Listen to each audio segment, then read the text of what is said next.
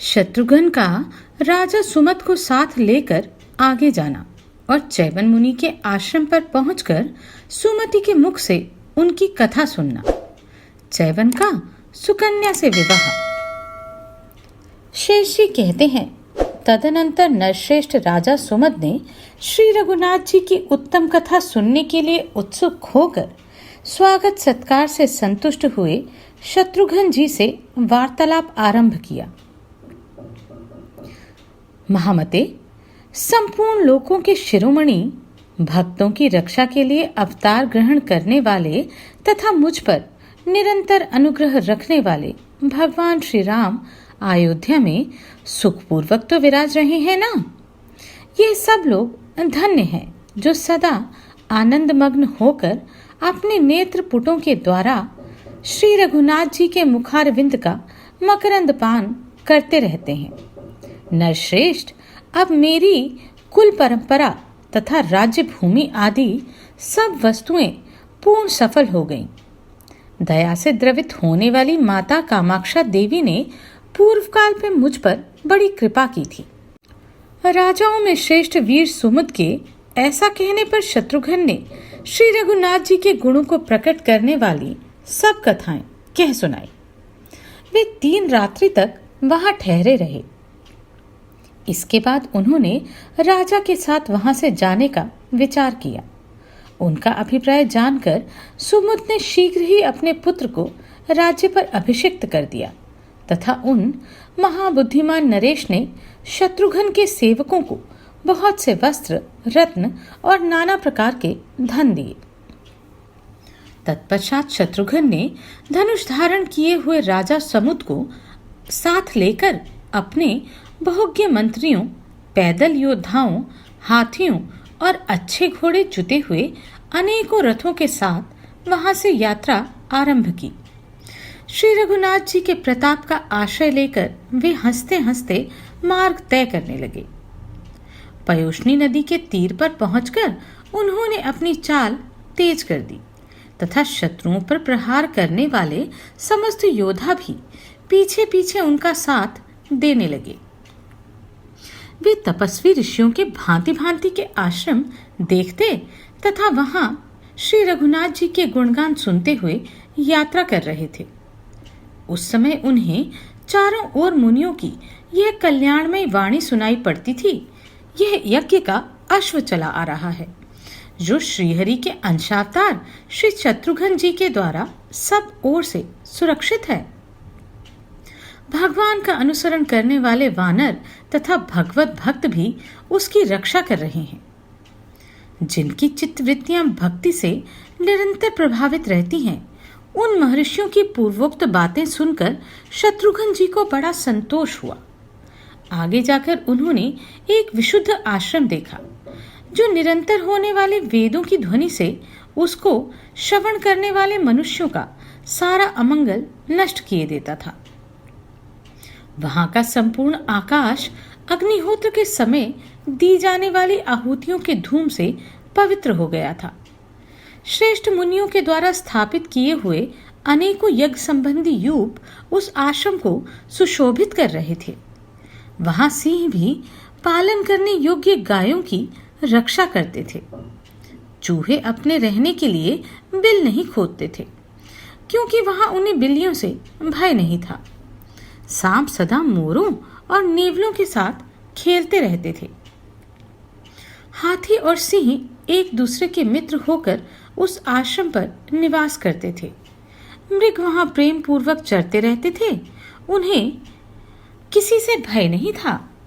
गायों के थन घड़ों के समान दिखाई देते थे। उनका विग्रह नंदिनी की भांति संपूर्ण कामनाओं को पूर्ण करने वाला था।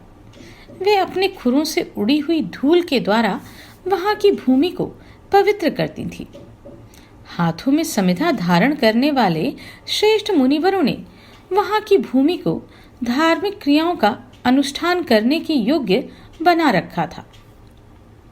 उस आश्रम को देखकर शत्रुघ्न ने सब बातों को जानने वाले श्री राम मंत्री सुमति से पूछा, सुमते, ये सामने किस मुनि का आश्रम शोभा पा रहा है?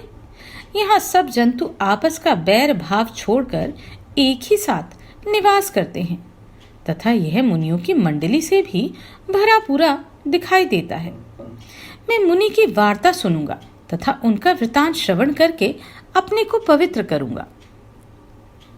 महात्मा शत्रुघ्न के ये उत्तम वचन सुनकर परम मेधावी श्री रघुनाथ जी के मंत्री सुमति ने कहा, सुमित्रा नंदन, इसे महर्षि चैवन का आश्रम समझो। ये बड़े बड़े तपस्वियों से सुशोभित तथा वैर शून्य जंतुओं से भरा हुआ है। मुनियों की पत्नियां भी यहाँ निवास करती हैं। महामुनि चैवन वे ही हैं जिन्होंने मनुपुत्र शर्याति के महान यज्ञ में इंद्र का मान भंग किया था और अश्वनी कुमारों को यज्ञ का भाग दिया था। शत्रुघ्न ने पूछा, मंत्रिवर, महर्षि चैवन ने कब अश्विनी कुमारों को देवताओं की पंक्ति में बिठाकर उन्हें यज्ञ का भार अर्पण किया था तथा देवराज इंद्र ने उस महान यज्ञ में ऐसा क्या किया था? सुमति ने कहा, सुमित्रा नंदन, ब्रह्मा जी के वंश में महर्षि भृगु बड़े विख्यात महात्मा हुए। एक दिन संध्या के समय समिधा लाने के लिए वे आश्रम से दूर चले गए।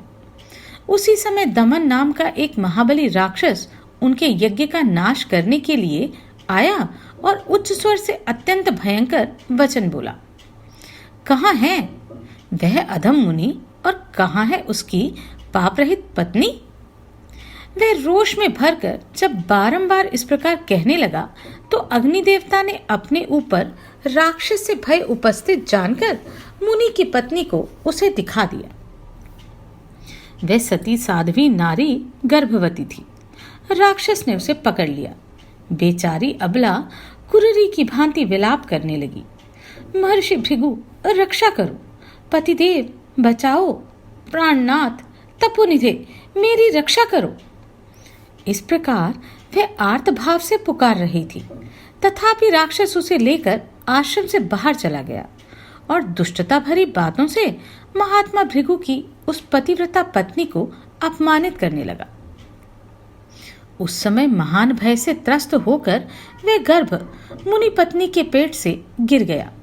उस नवजात शिशु के नेत्र प्रज्वलित हो रहे थे, मानो सती के शरीर से अग्निदेव ही प्रकट हुए हों। उसने राक्षस की ओर देखकर कहा, ओ दुष्ट, अब तू यहां से ना जा, अभी जलकर भस्म हो जा। स्त्री का स्पर्श करने के कारण तेरा कल्याण न होगा। बालक के इतना कहते ही वह राक्षस गिर पड़ा और तुरंत जलकर राख का ढेर हो गया। तब माता अपने बच्चे को गोद में लेकर उदास मन से आश्रम पर आई। महर्षि भृगु को जब मालूम हुआ कि यह सब अग्निदेव की करतूत है तो वे क्रोध से व्याकुल हो उठे और शाप देते हुए बोले, शत्रु को घर का भेद बताने वाले दुष्ट आत्मा, तू सर्वभक्षी हो जा, अर्थात पवित्र अपवित्र सभी वस्तुओं का आहार कर। यह शाप सुनकर अग्निदेव को बड़ा दुख हुआ। उन्होंने मुनि के चरण पकड़ लिए और कहा, प्रभु, तुम दया के सागर हो, महामते मुझ पर अनुग्रह करो।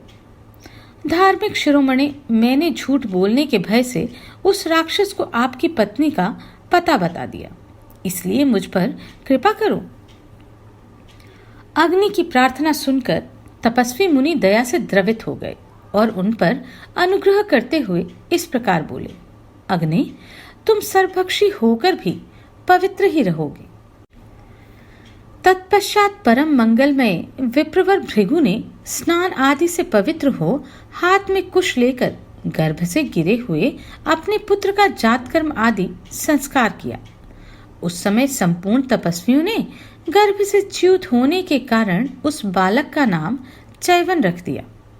भृगु कुमार चैवन शुक्ल पक्ष की प्रतिपदा के चंद्रमा की भांति धीरे धीरे बढ़ने लगे।